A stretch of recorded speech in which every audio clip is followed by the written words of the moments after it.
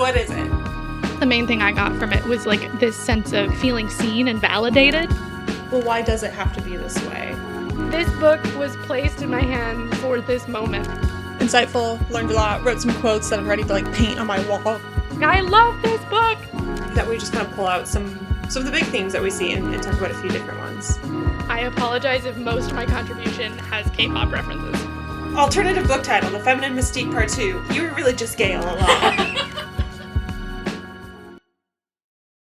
Welcome to Book Club. With Julia! And Victoria. We are two lifelong friends who read a book and talk about it each episode. This is a podcast where we explore new perspectives and we use books as tools for personal and community growth. This week, we are reading Convenience Store Woman by Sayaka Murata. It's a short novel translated from Japanese about an odd young woman named Keiko trying to find her place in the world. I apologize in advance. Julia probably did a wonderful job cutting out the lawnmower in the background, but in case my voice sounds a little weird, I mistimed my dad's lawn care routine with this recording. So here we are. Also, we're recording this so incredibly late because I've been sick for forever, it feels like. So you can probably hear it a little bit. My nose, there's some more resonance in my voice. A little nasally. Yeah, just a little bit. So... yeah, but we're back. I think my brain works now. That's good. That's what we are waiting for. We're waiting for Julia's brain to be like, ding, I work now, to record this final episode of our season. Woo! I'm getting ahead of our outline, but I'm doing it now because I wanted to. I'm going to India, which is very exciting. Yeah. And Julia will be doing some research and preparing for her next semester. So we're going to be taking a little break from full-length book episodes, but we have some bonus content, some mini-sode content, and hopefully something for book club members. You can check out, we have a film club episode we are putting together just for members. But, Julia, we do have some changes a-coming. Yeah, we do. Moving forward. What can listeners expect? We are tired. And the way that we've been recording, honestly, this in all of 2022, I feel like we've taken so many random breaks. So we're trying to be more kind to ourselves. I need to write a thesis.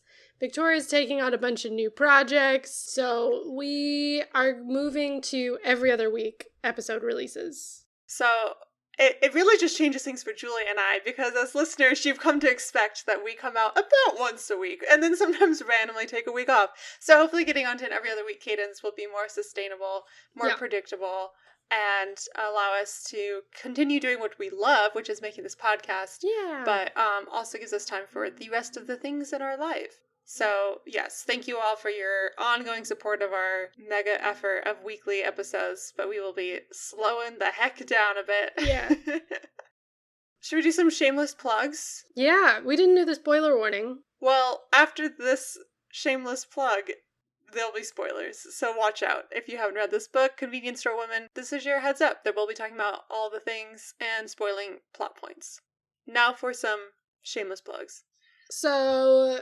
as always, if you would like to support our show, please rate, review, and subscribe on whatever your preferred podcast platform is. If you look down in our show notes anytime, we have a link to a book.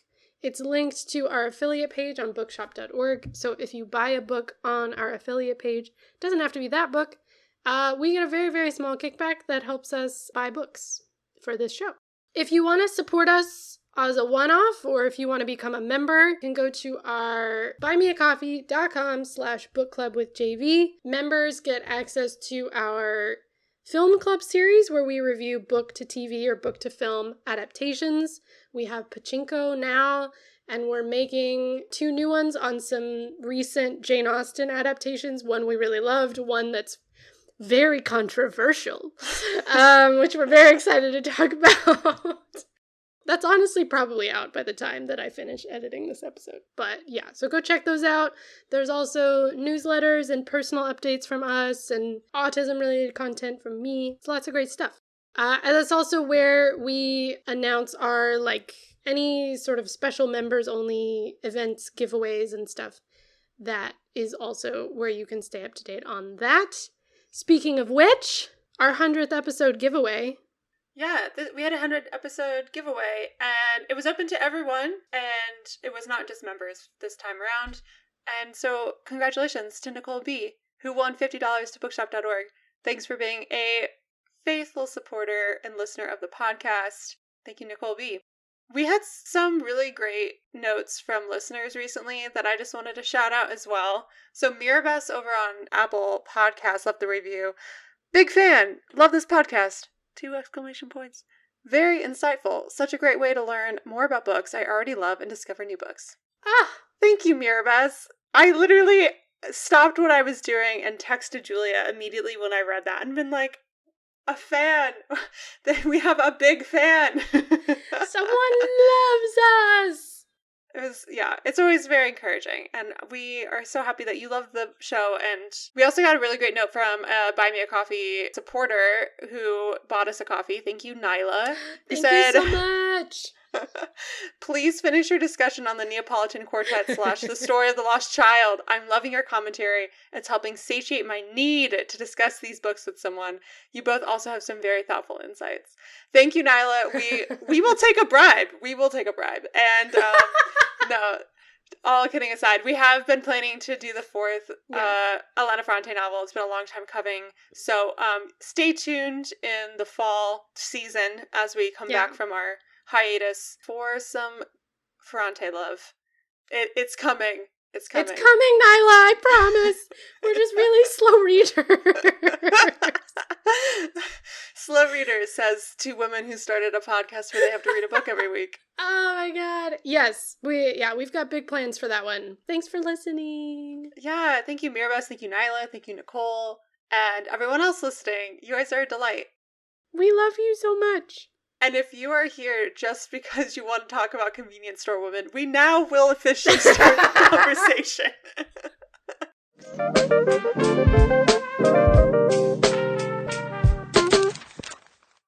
Okay, Julia, this was a book that you added to our reading list, and I want to know, what was your experience reading? So I'd seen this book around a lot.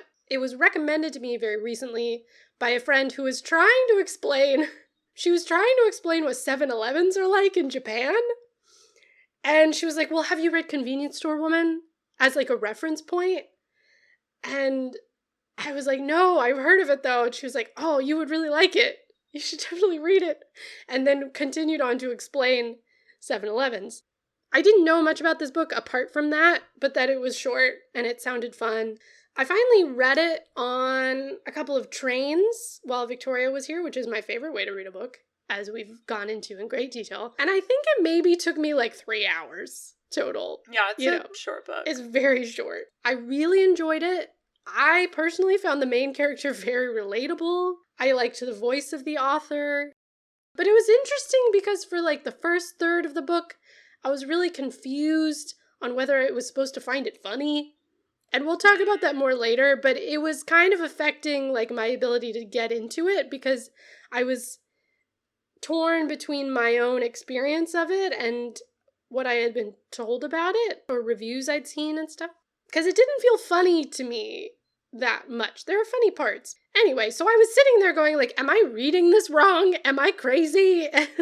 So I like needed a second opinion. I needed Victoria to read it. So I was glad we were doing it for the show.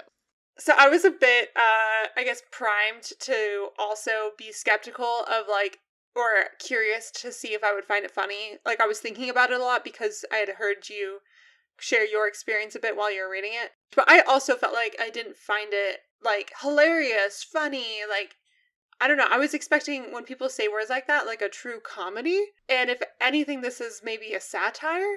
Maybe, yeah. But it could be earnest. Yeah, and so I don't think I chuckled or thought the book was amusing while I was reading it. And so I was really curious. I dug into a lot of reviews of the book, which I have sprinkled throughout the episodes, little flavors of what reviewers were saying about this book. And it was kind of mixed. And I think it was similar to your experience, Julia, as far as neurodiverse readers saying, wow, I really see myself in these characters. And then also at the same time being why was the book marketed in this way? Yeah. It seems to be you're not the only one having that question. So, But overall, I thought the book was intriguing. It's definitely an easy read, insightful to a neurodiverse point of view. And I particularly liked this review. It was actually it was quoted in a New York Times article. This is from the translator who translated the novel into English, Ginny Tapley Takamori, who said, she, referring to the author, she has a very keen eye for the grotesque, for one thing that can be both funny and horrifying. And so I think that flavor, if I had read, like maybe a weird, funny, horrifying, like dances the line between funny and horrifying, maybe that would like give me a clearer picture of what this book was about. Because when a book is, hilarious, quirky on the cover with like a cutesy graphic from like the convenience store, like some of the food, it's like really cute. It's a fish soy sauce holder, and its nose is a little cap. And it's like a happy, like blue colored book. It gives different expectations than to say something that can be both funny and horrifying, or straddling the line between what is normal and what is unusual, or something like that. Maybe would have been a more nuanced approach towards the book, but we will dig into all of that. So tell us more about this author, because that might provide some insight. Yes. Sayaka Murata is a Japanese writer. She started writing as a young child and published her first novel, Junyu, or Breastfeeding, in 2003. And this novel won an award for debut Japanese writers. And she continued to win awards for her writing. And in 2016, she published the book we're discussing today, Konbini Ningen, which directly translates to convenience store person, which is a whole other episode all in itself where we dissect why the translation choice is convenience store woman versus person, but interesting to note. So her novel won the prestigious Akutagawa Prize, which is one of the top literary prizes in Japan. In the same year, she was named one of Vogue Japan's Women of the Year. And in 2018, the novel became the first of her novels to be translated into English. So altogether, it's been translated into more than 30 languages, sold more than 1.5 million copies in Japan alone. And on a personal note, Murata herself worked part-time as a convenience store clerk in Tokyo for 18 years until 2017. So after Convenience Store Person, in Japanese, was published, she was still working that part-time job when this book came out. I find that very relevant information. Yes, yeah. There was an article in the New York Times when this book first came out in English that had a few quotes from the author I thought were really interesting, kind of insight to her experience working at the convenience store. The quotation starts, "For me, when I was working as a college student, I was a very shy girl. But at the stores, I was instructed to raise my voice and talk in a loud, friendly voice, so I became that kind of active and lively person in that circumstance." The article continues, "Over the years, she chose to stay on the job because the shifts helped discipline her writing schedule. She would wake up at 2 in the morning and write until 6, starting her shift at the convenience store at 8 a.m. After finishing at 1 p.m., she would go to a cafe and write until going home for dinner. She liked writing with the sounds of people around her. Even when writing at home, she said she opens the windows to let in the street sounds." So I thought it was interesting that, like, she has that similarity with the main character of the novel of working at a convenience store. And also I found it interesting to see how articles about a woman who has lived a very similar life to this character, they describe Murata really differently than they describe, like, the main character. Yeah. I think a lot of the reviews come across as a little harsh or, like, very, like, confused. Like, we don't understand this character. And actually, in the same article, we get this text where it says, "Miss Murata, who in person does not come across as someone who has any trouble with basic human interaction, nevertheless relates to Keiko." And I found it really, like, okay, I think maybe this journalist maybe is missing something here. And I think in our discussion, as we get into talking about masking and autistic masking, we can kind of, like, dig into this a little bit more, because with the novel, we're getting Keiko's point of view, not how other people perceive her. And so from a neurotypical viewpoint, it might be like, oh, this is so weird, this is so different. But then ostensibly someone interacting with someone who literally is living a very similar life as Keiko is like, oh, but they're so good with basic human interaction. It's like, how could they relate to this weird character? And I think that's where this divide is in the critics. It's people who maybe a little more insight to neurodiversity, whether it's through their own personal experience or just being a little more aware, I think, can identify that, like, the internal thoughts of someone is very different than the external expression, which seems like like a very duh thing to say, but like it has to be repeated. Like the internal experiences of someone is not what you're going to see on the outside expression. And if someone's external expression is like, quote, normal basic human interaction, that doesn't necessarily mean anything, and that shouldn't be the way we judge people. Anyways, I'm also getting ahead of myself because I'm like, I'll save all these quotes until we get into the discussion, but I'm like, I just want to start us here. But everyone put a pin in that thought because Julia's going to give us the summary of the book, and then we'll talk more about masked autism. Okay, so here is the book. When Keiko was a kid, she always sort of felt out of step with the rest of the world. Like she didn't quite know the rules of how to be a person. And so when she's in her early 20s, she's drawn to a job at a convenience store, which comes with like a daily uniform and clear instructions on behavior and like a set list of phrases to say in different situations. It's like a manual on how to be a person. And so she loves it and she just sticks with it. So now, 18 years later, in the present day of the book, she's still working at this job where, you know, that the rest of the society considers kind of a temporary step, you know, on the way to get like a quote unquote real job and a real life. And the standard responses she's always given about why she still works this job or hasn't gotten married or whatever are starting to lose their power as she's getting older. Like she's got a time limit in most people's opinion. And so Keiko needs a more long-term solution. And so she meets this guy named Shiraha who works at the convenience store very briefly, but he's been largely unemployed most of her life. And he's been relying off of the sort of financial support of his parents and then his brother. But again, his clock is kind of running out too of when they'll tolerate him being like on their dime. And so he is sort of desperately trying to get a wife by any means necessary in order to seem normal and get people off his back. But the way he goes about it is like the creepiest, grossest way possible. And he gets fired from this convenience store job after like a week. And he's very rude and he keeps muttering about how unfair the rules of the world are. But Keiko is like, this is an opportunity. Here's a guy who is just as desperate to appear normal as I am, so I can use him. And so they sort of make a pact where they decide to tell everyone they're getting married and moving in together to sort of get everyone's opinions off their backs, you know? And so it's like she provides him food, but he provides her like credibility. But then they realize that once they tick that thing off, suddenly there are more questions and people want to get more involved. And suddenly it's like their lives change like completely. And Keiko starts to feel trapped by the situation. And so in the final pages of the book, she realizes that she's like most happy as a convenience store worker. And so rather than being like tied to this dedication to seeming normal, because it's just not working. And so she returns to her old job, breaks up with Shiraha, and she's super excited. She's like, I am where I'm meant to be. And that's where the story ends.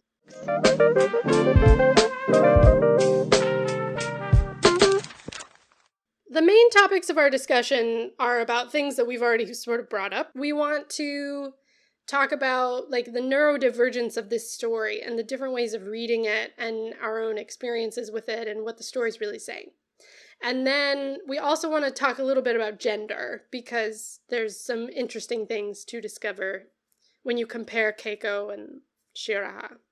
So, really the heart of the thing that we wanted to talk about is the fact that all of the blurbs on the book and so many of the reviews say it's like witty or quirky or hilarious or deadpan. And, you know, as I was reading it, it felt completely serious. I was like, no, this is a real person.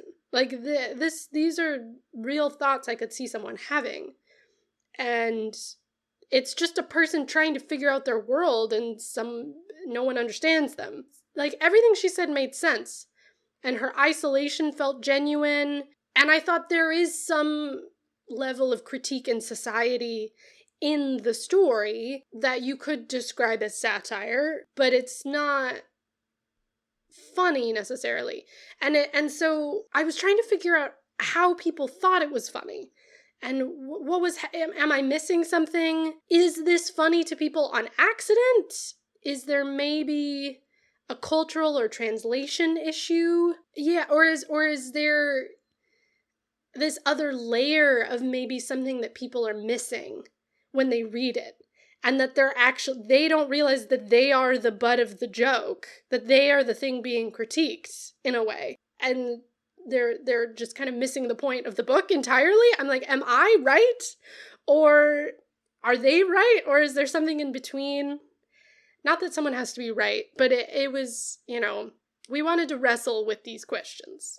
And Victoria did a lot of research, as you already heard her reference to. So she's going to help me answer this question. Yeah, which is a really exciting place to be in, honestly, because, dear listeners, usually our life is reversed. In our personal lives, I'm like, Julia, I have questions. And she's like, look, I've done all the research. And I'm like, this is why we're friends. And so I'm so grateful that at least on this one topic, I can provide a little of the support that you often provide me. Okay, so I'm going to start with the first bit about, like, am I rating this differently, specifically as, like, an autistic reader?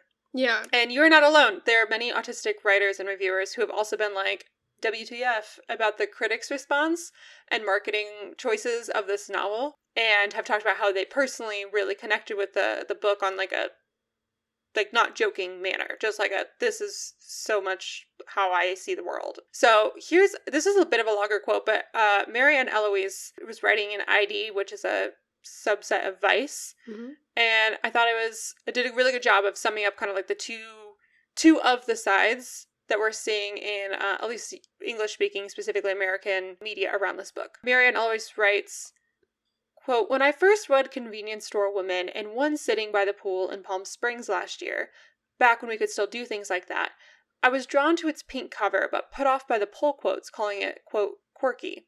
From here, Eloise goes on to share a list of specific elements of the book that really resonated with them as a reader, and additionally pointed out this other article, which I also had come across, by Nisha Dolan, called "I Thought I Was Too Different to See Myself in a Novel, but Sayaka Murata Got Me." That piece by Nisha Dolan is really great, and we'll link it in the show notes too. Okay, so then Marianne Eloise writes, "Then I read, well, the other reviews, and I felt the sick gut punch of how people actually often see me and other autistic people, as either naive and endearing or calculating and depraved.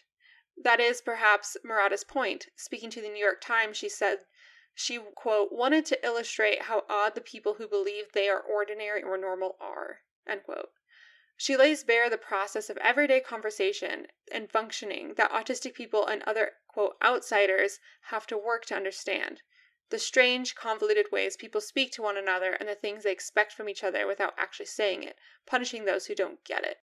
Yeah, so I felt like I was talking to you while I was reading these reviews of writers being like, hey, I read this and it was really great. I saw myself in a novel. Also, wow, this really sucks to read. A bunch of critics seem to say this is funny or kind of go overboard and like pull out specific parts of their personality. There was one that really kind of frustrated me. Dwight Garner writes book reviews for the New York Times, and this is one of the reviews that I felt like maybe the reviewer just didn't seem to get this book in the same way that we understood it, and really focused on the violence of Keiko's character. The very end of the review, Garner writes, "One begins to spin through one's Rolodex of loners and wonder if Keiko is less like Dickens' Miss Havisham and less like Babette in Isaac Dinson's Babette's Feast, and perhaps more like Norman Bates without the mommy issues." What? I know. That's what I said when I read it too. And I just wanted to point out that, like, the violence of a child who is still learning a lot, and the comments of a grown woman who doesn't actually do anything violent does not, I don't know, it feels like a huge step to then read that as, like, psychopathic. Yeah. And I'm like, Garner, man, do better. Like, I don't know, just really hammered in. And then Garner also wrote a review of Murata's recent collection that was published called Life Ceremony. It was a pretty decent review. Makes me want to go read the collection. I think Garner's a little harsh on Murata in general, but we've already kind of established that. But in like a phrase, just trying to introduce the author, Garner writes, The Japanese writer Sayaka Murata is best known for Convenience Store Woman, her 2016 novel about Keiko, a friendless woman who, to tamp down her darker impulses, devotes her life to a job as an anonymous cashier in a Tokyo food mart. Which, while not completely wrong, is like such a specific way to read this book that feels like it's losing a lot of reality. Like, I don't know, part of me is like, Garner, did you read the book? Or did you consider other reads of it? I don't know. I am so baffled. So he reads her as a psychopath at war with her own nature or something? I guess. Yeah. As opposed to just a confused child? Like, she explains her reasoning, I think, very clearly. Why is that? This gets into something that I find so frustrating and something that I was often criticized for as a child, is that, like, if something didn't make sense to me and I asked a question about it, I was considered mean or cold or harsh or cruel even, when I just genuinely didn't understand. Like, if someone had just explained it to me, I would have been like, oh, all right, cool. You know? Yeah. But people would just be like, what is wrong with you? And then, like, that's not helpful. I'm like, I know there's something wrong because I don't understand why everyone does this. You don't need to tell me that again. Just explain why you do it, and then I'll be on my way, and I'll probably do it too. You know, and like, the questions come from a genuine desire to get along with everyone. I think that's the thing that people don't misunderstand. Is like, just because I don't inherently understand arbitrary social rules doesn't mean I don't want to participate. It just means you have to tell me how to do it. And that's very, that's very different from being actively antagonistic to collaboration and other people. You know? Because social rules are just made up, or they're expressions of certain human qualities that can have a lot of different faces. Like the bird, he must have just gotten really attached to the dead bird and just never gotten over it, is my guess. Maybe he's one of those people who, like, just has a really soft spot for birds and was like, you can't hurt the birds. Or did he just not finish it? Like, I found it really interesting too, because for me, my experience reading books from a particularly neurodiverse character's point of view has made me more empathetic to them and identified ways that, oh, that is odd that we have that in our society. Or, you know what she did was violent against those other children, but her reasoning made sense. And maybe I should question why I assume everyone is operating with the same expectations in our world. And actually, it makes me a better communicator, which is something we talked about a lot on this podcast. Neurotypical people have so much we can learn from neurodiverse people, and recognizing where our communication falls flat and why we continually have communication breakdowns with coworkers and people we love and just neighbors and people in our community, because we assume everyone's operating with the same, like, baseline understanding of a situation, when, like, that's not often the case for any combination of people interacting together. So yeah, I found it infuriating, interesting, all over the board to read a bunch of different reviews. But I also wanted to go back to what you had also asked, was, how was this book received in Japan? We are reading this in translation. Right. So we read the version that was marketed specifically to UK readers, because we bought the UK version because Julie's in Europe. But a lot of our understanding, of course, is coming from our own cultural context as Americans. And so we are reading across cultures here. I didn't read a ton of reviews in translation, but I did find a review from Motaka Rich, who is the Tokyo bureau chief at New York Times. So Rich is writing for an American audience, but from a Japanese perspective. And I found this probably one of the most, one of the reviews and interviews that I felt most aligned with, because some of the things we've took issue in some of these other reviews, I felt like was much more empathetic towards both the author and the main character, and highlighting the strengths of the main character, which I feel like most reviews disregarded. So, okay, here's an excerpt from that article. Kaiko, a defiantly oddball 36-year-old woman, has worked in a dead-end job as a convenience store cashier in Tokyo for half her life.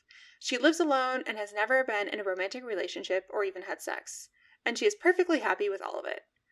Her creator, Japanese novelist Sayaka Murata, thinks that makes Kaiko a true hero. Quote, Kaiko doesn't care, or maybe she doesn't realize, when she is being made fun of by others, says Murata, 38, of the narrator of Convenience Store Woman, her 10th novel and first to be translated into English. She did not want to have sex at all, and that was fine with her. And she chose that life. I really admire her character. Later in the interview, Murata says, I wanted to illustrate how odd the people who believe they are ordinary or normal are. They are the so-called normal people, but when you switch the direction of the camera, it is they who appear strange or odd.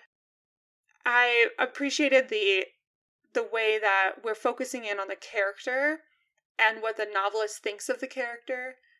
Again, highlighting those strengths and highlighting a bit maybe what the author is trying to do. I think she does really well as far as flipping the direction of the camera. So looking at the world through a neurodiverse lens and understanding like, oh, wow, how frustrating that is when someone tells you follow these rules, check off these boxes, and then as soon as you do that, they either change the rules on you or then they become more nosy in your life when you're like, I did the thing I was told to do, and now everyone's like fixated on my romantic life and I'm just trying to be at work and do my job, and like common struggles that I feel like many people can relate to.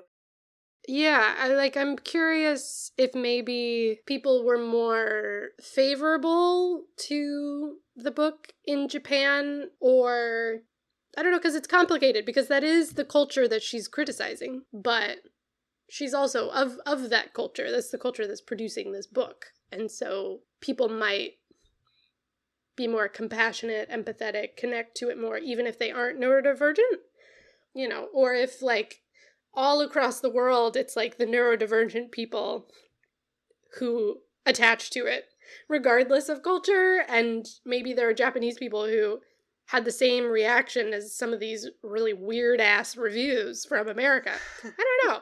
I'd be very curious. If there's someone who reads Japanese out there in the world, or if you are Japanese, please tell us. So I'd be very curious. But we don't have time to get into all that, and we don't read Japanese, so we will refrain from making any assumptions.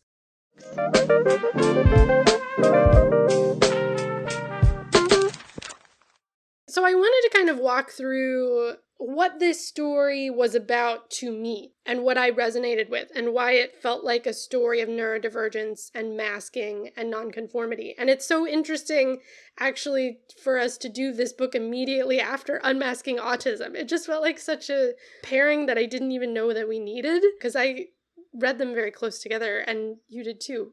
Basically, the sort of masking process, particularly for women, I would say, who have the social expectations of being a woman, at least. You start off in childhood, and I pulled some quotes that sort of explain where Keiko runs into these inconsistent rules that she doesn't understand.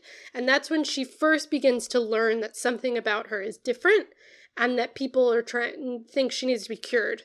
So there's this incident with the dead bird where there's a parrot, like a pet bird that's dead. Keiko says, oh, well, we eat birds, right? Because we eat, like, ducks and chickens. Birds are food, right? So to her, category bird, food. And so she's like, there's a dead bird. Are we going to eat it? And everyone's so horrified, and they're all sitting there crying over this bird, and she doesn't understand why. And the more she asks questions, the more upset people get. And then she expresses her frustration as a narrator, where she says everyone was crying for the poor dead bird as they went about murdering flowers. So they pick flowers to, like, create a little grave for this bird to, like, mourn it. But she's like, so you're sad that the bird is dead and we can't eat it like we eat other birds, but then we're going to kill other living things, and that's fine, in order to mourn that this other thing is dead. It's just, like, very inconsistent. She doesn't understand what the categories are. You know what I mean? Because this bird is in the category of pet, that people normally put a parrot in category of pet, not in category of food, right? And then flowers, people tend to put in category of not alive, right? So you can't kill it. And so there are different people apply these arbitrary rules to different things, and she doesn't understand. But it slowly dawns on her watching her mother's response. Keiko says, seeing her, meaning her mother, bowing to the teachers, apologizing over and over, her face strangely serious, I finally realized that maybe I shouldn't have done what I did, but I still couldn't understand why. So she, like, no one will explain what's wrong, but something's wrong and something's really bad. And she's like, oh no, okay, well, there's something wrong with me. I need to fix it. I don't understand the rules, but I can't tell anyone I don't understand the rules. So I need to create some rules, or I need to find some. And she's so terrified of doing the wrong thing or being the wrong kind of person that she puts on a mask. And so you literally watch her put on a mask in her childhood. And she says, I decided to keep my mouth shut as best I could outside home.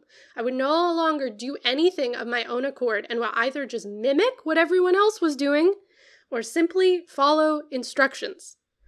The minute I read that, I was like, oh my God, this is just a book about masking. Like, this is literally, it's like, she literally walks you through the whole process of how an autistic person might come to not look autistic, or, and sort of skirt through life not understanding the difference, but knowing that there is a difference. And so she's sort of stuck in this place feeling like she doesn't know how to proceed in her adult life until she gets this job at the convenience store. And the convenience store hands her a mask, like in a gift basket. It's like, here you go. Here's a set of rules to live your life by.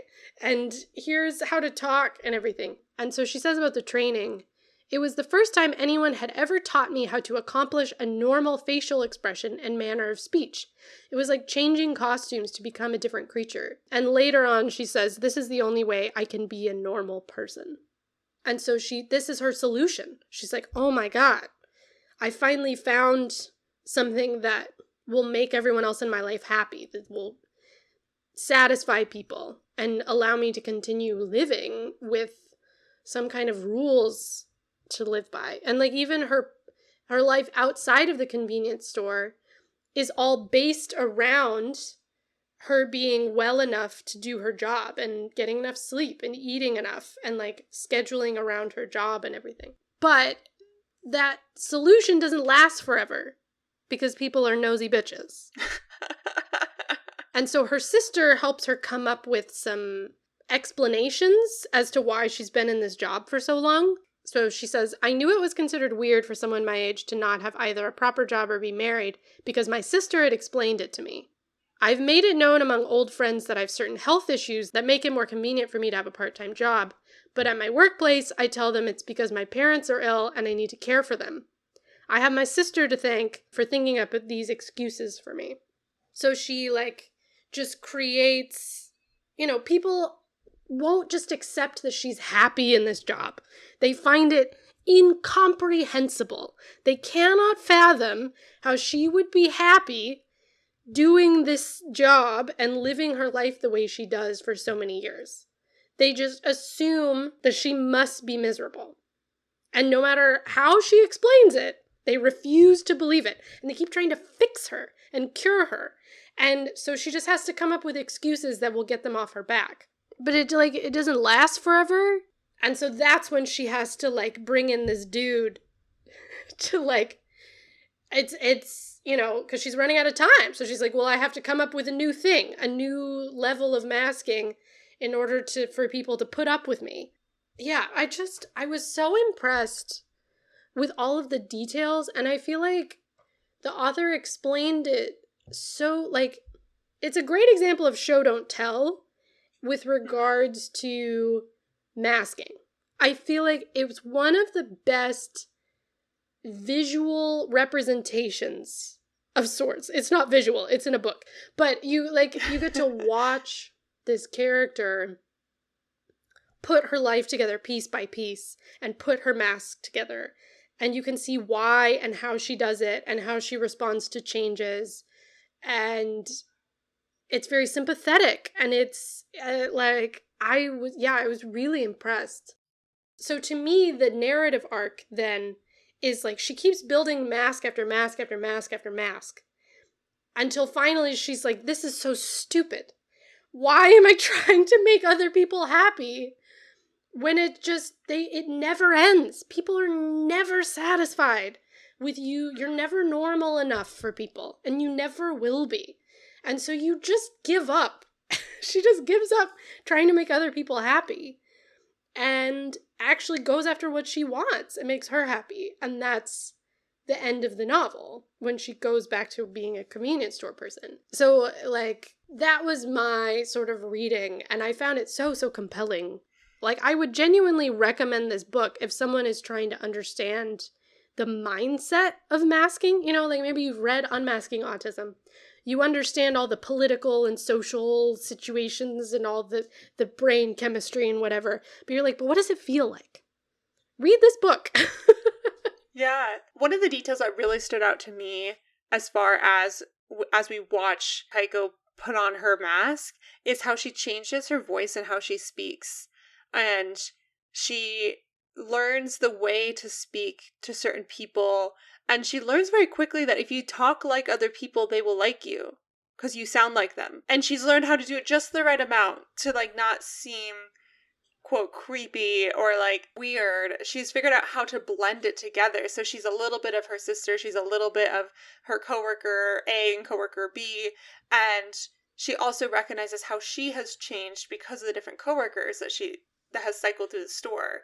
And she's, like, constantly grabbing onto other people. And it's one of the saddest parts of the book, too, is when she's, like, trying so hard to, like, fit the mold of what everyone else wants, and she leaves this convenience store, and how much of her life falls apart because of that. Like, she isn't able to take care of herself anymore. She has a really hard time figuring out a routine and, like, doesn't really feel like she has a sense of purpose. There were several reviews we didn't get into to talk about the kind of capitalist or anti-capitalist read that you might have in this book, which I think is legitimate, and we don't have much time to, like, get into that part. And so there is that kind of that conflict there of, okay, we want what's best for Keiko, but what everyone else is telling her is best doesn't actually seem what's best for her.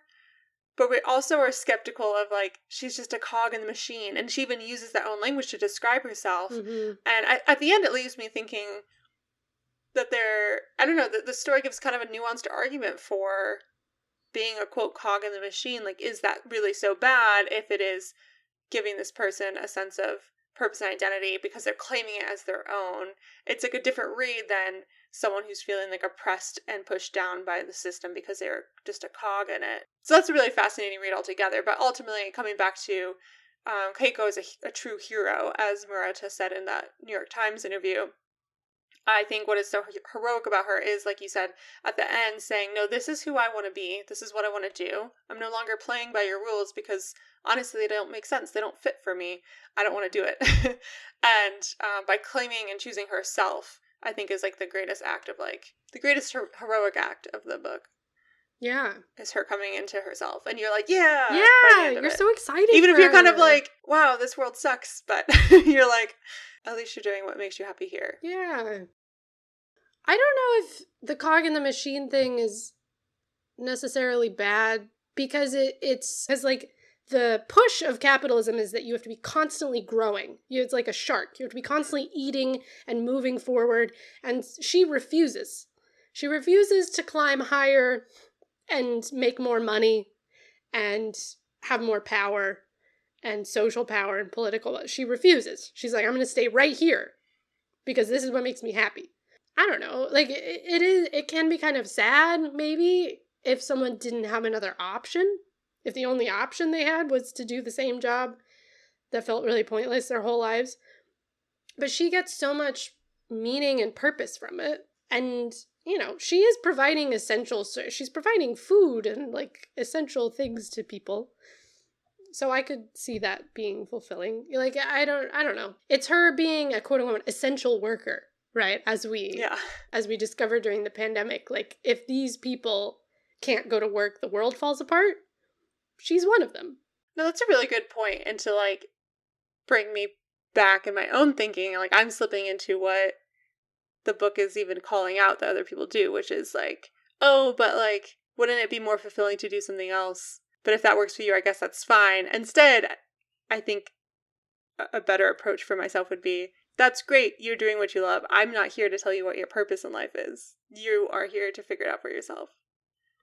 And for Keiko, this is what she wants. Yeah. So that's great. And it provides structure and routine, and so it gives her more brain space to, like, maybe do other things too.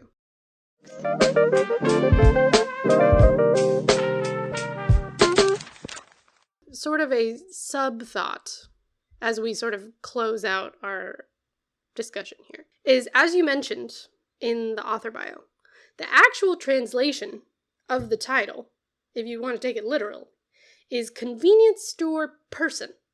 It's a genderless noun, right? So it's more that her identity is as a convenience store worker rather than as a human, as opposed to a human being, right? Which it makes it more like essential. And I feel like part of her mask and part of her difficulty is actually the protagonist's relationship to gender, right? Part of so many of the social expectations around her are related to gender. She finds the expectations of being a woman very restricting, and so she finds being a genderless convenience store person very freeing.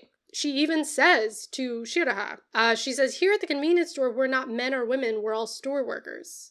And so she finds this sense of unity and equality, and she finds that very comforting. And it's a way to escape the complicated social rules that has trouble with.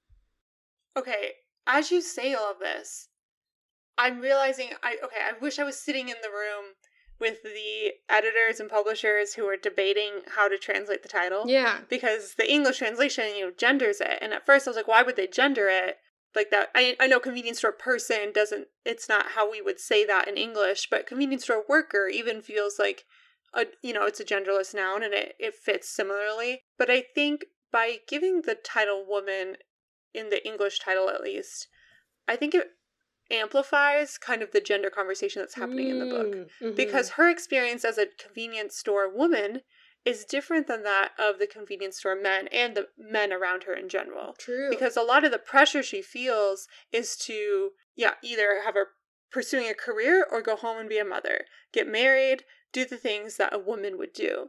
And so she has that pressure on her, not only to be the correct convenience store worker, but also to be the convenience store woman, to be a woman in this society. So I don't know what the conversation was that led to that choice. Translation is tricky, man. Yeah, because I'm curious too, the Japanese word there for convenience store person, convenience store worker in English kind of gets away from the humanity quite a bit further.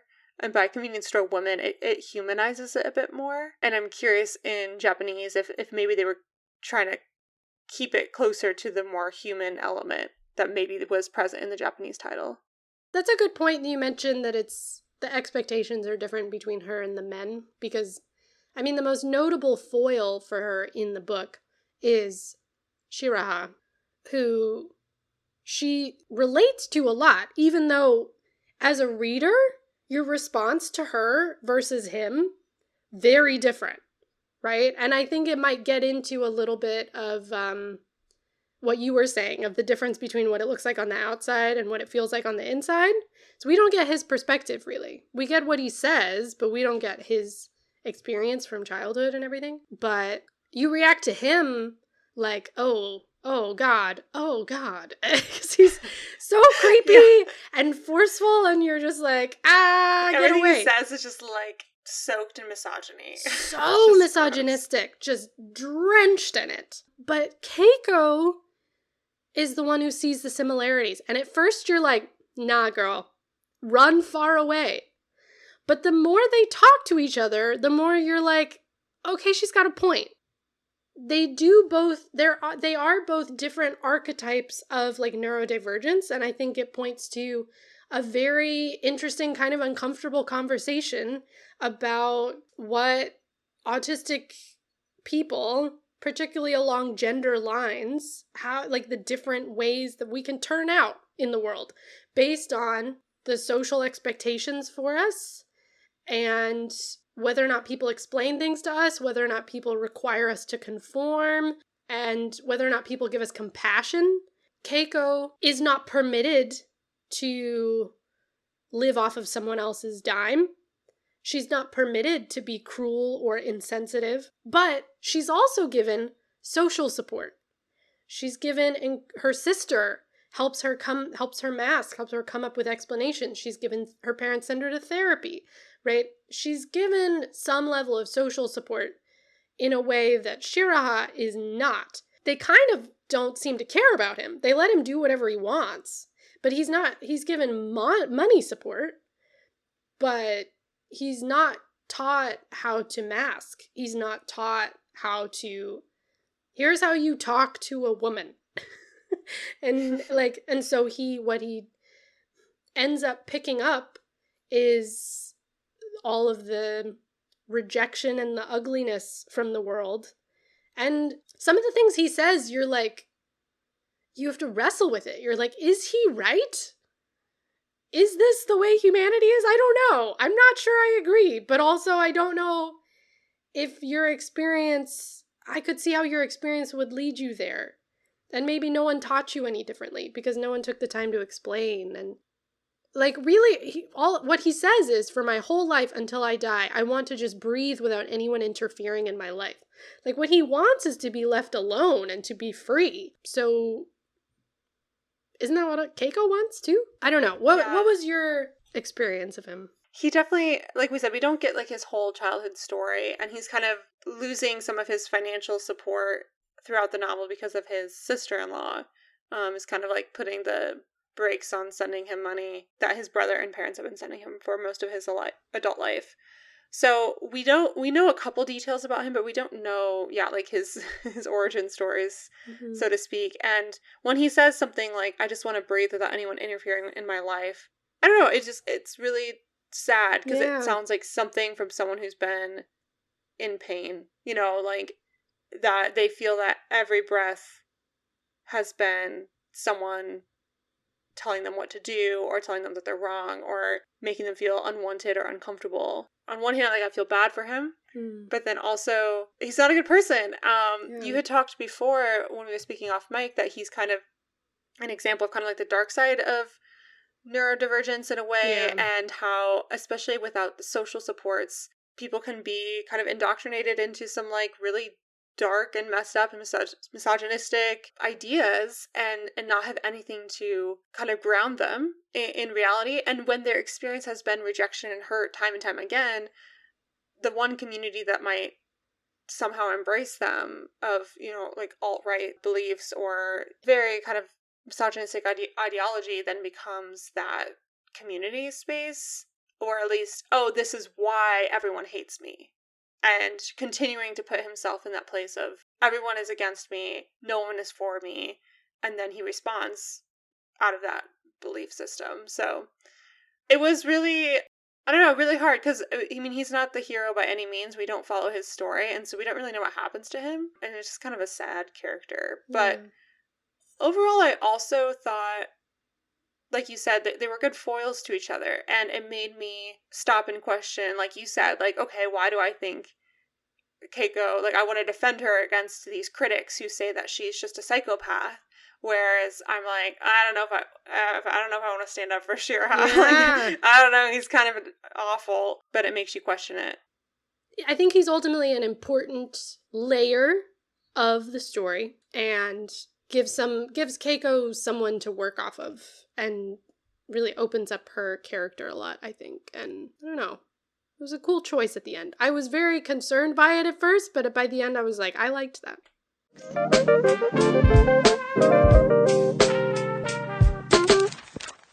So for people who have enjoyed reading this book, what are other books you recommend they check out? Yes. Okay. If you want some real autistic humor, check out Ayoade on Top by Richard Ayoade, or our episode on autistic humor about that book. Actually, like, so fun. I have never laughed harder reading a book. I said I didn't even chuckle reading Convenience Store Woman. I had to put the book down reading Ayoade on Top because my stomach hurt so bad from laughing. It's so so funny. It's funny. Really funny. I mean, it's written by a comedian. Like, it's that book is meant to be funny. You are meant to laugh. A book that I think is not specified to be autism, but is a good point of view autistic character. Curious Incident of the Dog in the Nighttime by Mark Haddon. I think this is not an autistic character, but I Am the Messenger by Marcus Zusak, I think actually deals with some very similar themes in a very different tone and style. And then I wanted a book recommendation that sort of captures the bizarreness of reality in a way that this book does. And Hitchhiker's Guide to the Galaxy by Douglas Adams, I think, does that really well, where it sort of pokes at, like, social things and is like, humans and human society are really weird. Why do we do that? So, yeah, those are my recommendations. I will add to that, if you are looking for kind of like entry or introduction to a lot of the science of and social studies of autism, books we've covered on this podcast before include Unmasking Autism by Dr. Devin Price and Neurotypes by Steve Silberman. Both great books if you're looking for a nonfiction read. And my fiction recommendation would be The Rosie Project by Graham Simpson. And I was actually reading the sequel to that, The Rosie Effect. I was reading it while we were prepping this episode, so I was doing a lot of comparisons in my head.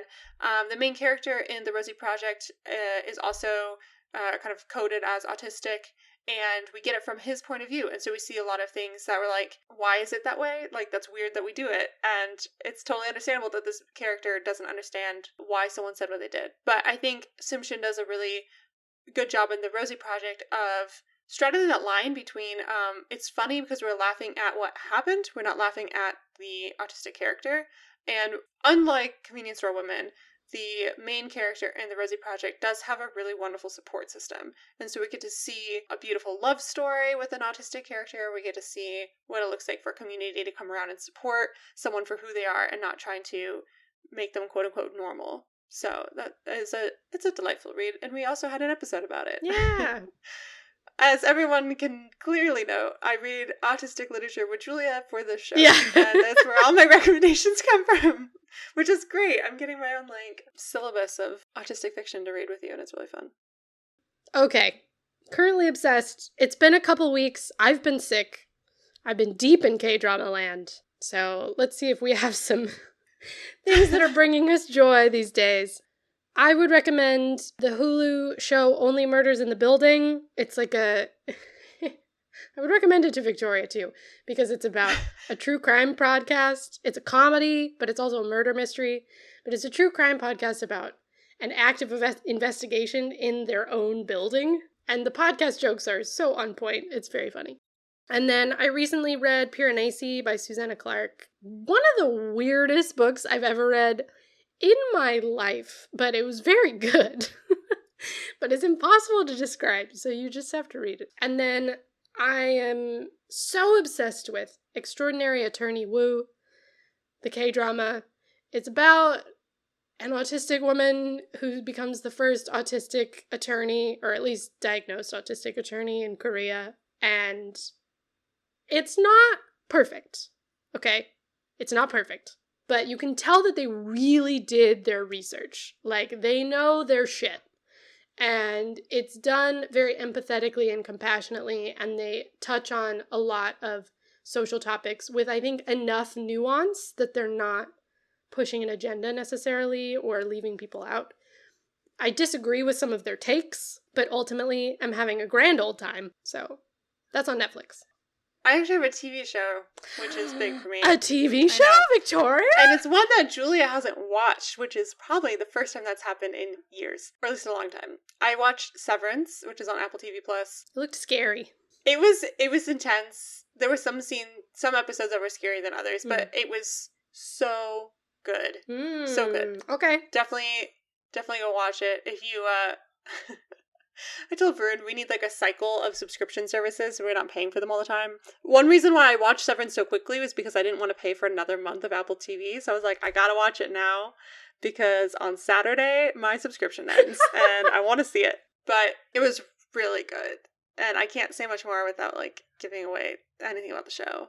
Well, I know the premise, and it did sound very well done. So the premise is the main character works at a company where there are people who have a brain surgery where their work life is separate from their personal life. So when they go up this elevator, it is severed. And so they have, they refer to as innies and outies. So their innies are in the building and they have no memory or connection to their outie, and vice versa. So their outside self does not know what they do for work. It's a really interesting concept, and I really think it paid off. You know, sometimes there's like a show or maybe with like fascinating premise and you watch and you're like, oh, okay. They just had a premise. They didn't have a show.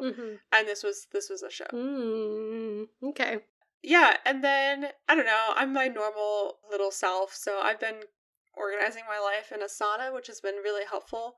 Set reminders for things. I just feel like more on top of it, and I really like being able to check off that I did something on Asana, because you have like a little unicorn that flies across the page, or like sometimes it's an otter. It's like a different little animal or mythical creature.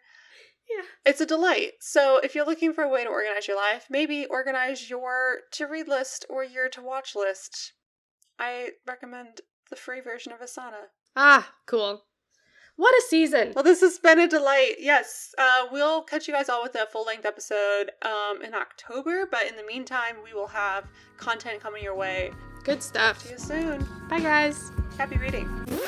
Thank you for listening to Book Club with Julia and Victoria. We would love to hear your thoughts on this book or the topic we discussed, so you can share your review and recommendations with us on Instagram at Book Club with JV, on our website, bookclubwithjv.com, or by leaving a review on Apple Podcasts.